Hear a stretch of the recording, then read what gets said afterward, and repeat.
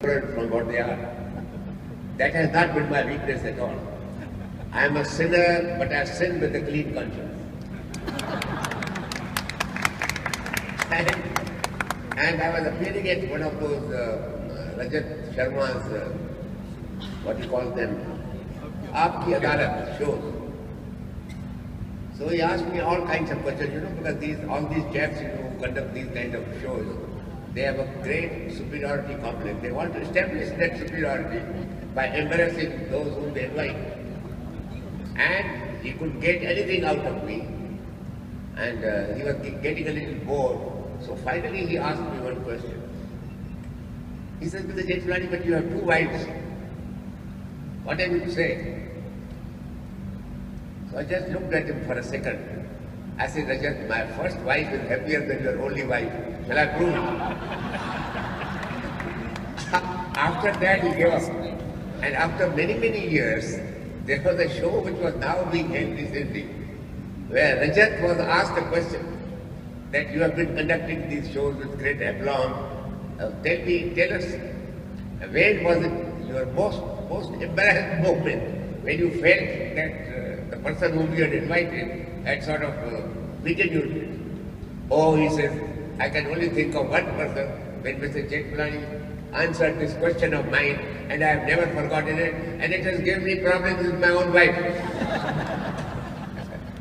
So I'm glad that even Sue has picked up that, but I can tell you very, very, very honestly that has been the most exciting part of my life. That has been the most exciting part of the 2 girls' lives who consented to be my wives.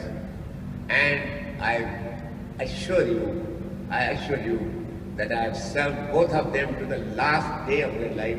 Unfortunately, both are gone out of my life now, but I was attending to each one of them till the last day, and I have children from both. These children have been great friends among themselves, and they have never once told me that, Daddy, why did you do this? I assure you that I have enjoyed that experience, and it has made my life much richer. Small clarification, that was before the bigamy laws. Is that well, correct? Yes, I must tell you this. First of all, there was no bigamy law in Pakistan at all. Pakistanis encourage polygamy. But on the eve of partition, I had made friends with a young lawyer, and I was a young lawyer too, because I started practice at the age of 18. I was a qualified lawyer at the age of 17. But when I asked for my enrollment, they confronted me with the rule of the Bar Council of Karachi that you can't be enrolled till 21. I argued my first case alone, without the assistance of any other lawyer, before Sir Godfrey Davis, who was the Chief Justice of Sindh, and I made a point before him. And I told him, I said, sir, this rule about 21 years never existed when I joined the law college. My father and my mother would not have spent this money on me if they had known that for 4 years after I graduate, I would not be able to support them. It was a slightly distorted argument, not a very, frankly, it was not a fiscally accurate argument. My parents would take care of themselves without my assistance. But it's a good argument to make for a lawyer. So the Chief Justice says, young man, you have made a great point. You can't apply these laws retrospectively because this law came into existence only when you were in the law college.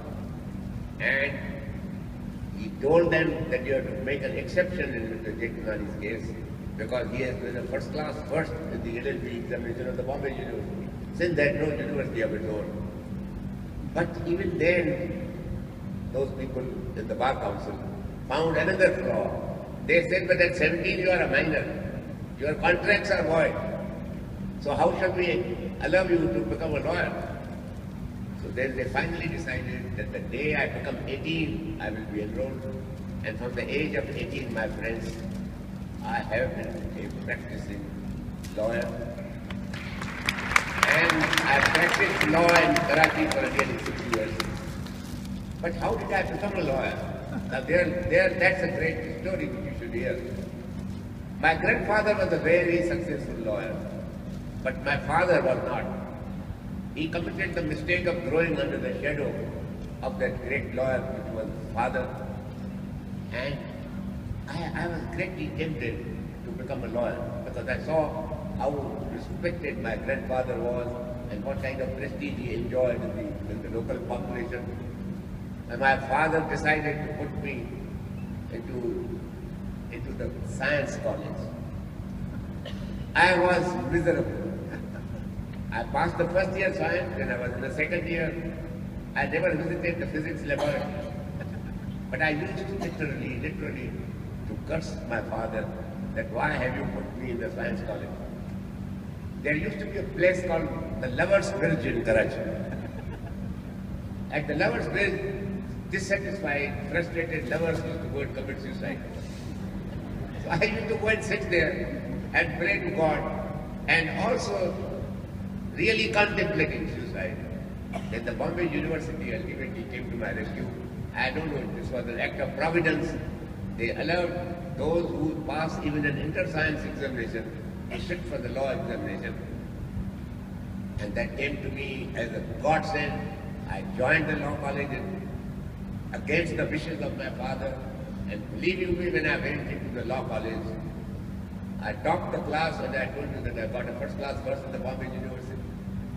And I practiced law in Karachi for 6 years. And ultimately, I picked up my secularism from Sindh. Sindh was the land in the cradle of Sufism. When I was young, I used to get my new clothes on Eid Day. And Muslim boys and girls used to get their new clothes on Deepavali Day. That is the synthesis of Hinduism and Islam that we had created. And our greatest poet, Shah Abdul Latif, was a poet who learned everything about his vocation from Hindu mendicants who had brought him up. And believe you me, though unfortunately he wrote only in Sindhi, so that only those who can understand Sindhi appreciate his great value as a poet. But the scholars who have made a study of Shah Abdul Latif believe that he was superior to Tagore and Shakespeare combined. Shah Abdul Latif was one of the greatest poets, and today that book is in circulation in the Sindhi community here. And my friends, when I left Karachi for Pakistan, for India, believe you me that my neighbors living with me and Muslims, they shed tears and parted with me with such great pathos. Believe you me that while rivers of blood were flowing elsewhere in India, not one Hindu was killed by a Sindhi Muslim. That's the glory of Islam at its best.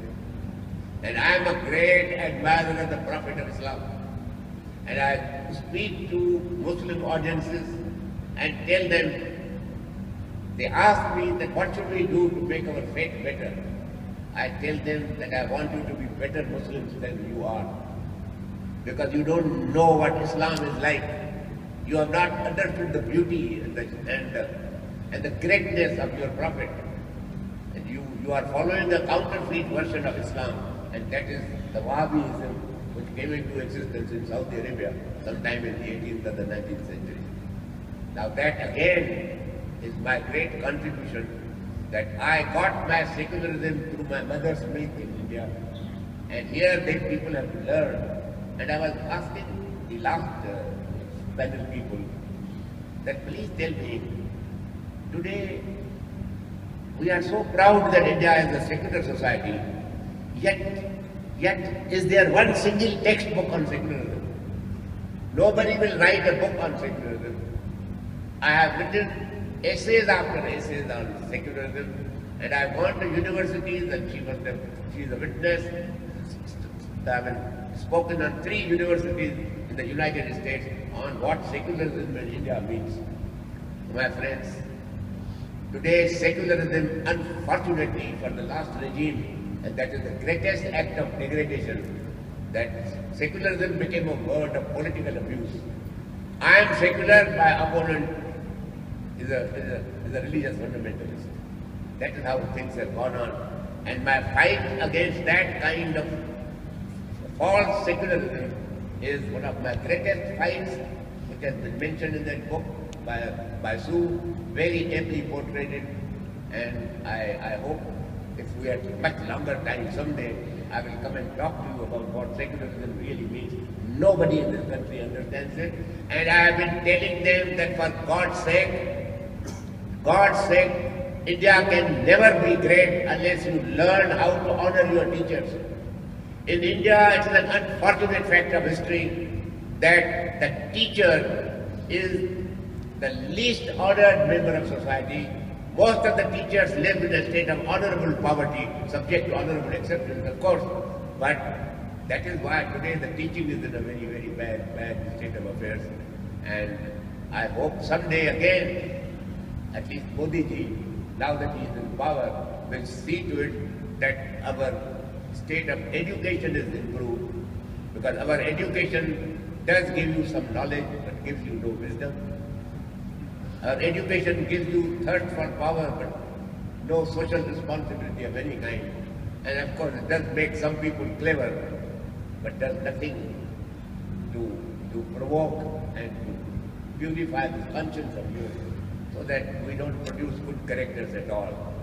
Character can only be produced by great teachers, and I am therefore proud of the fact that apart from my practice of law, I have taken to teaching at a very early age, and I have finished about more than 72 years of practice of law, but I was a teacher of law for 73 years. Thank you very much, Ram, for that. Two quick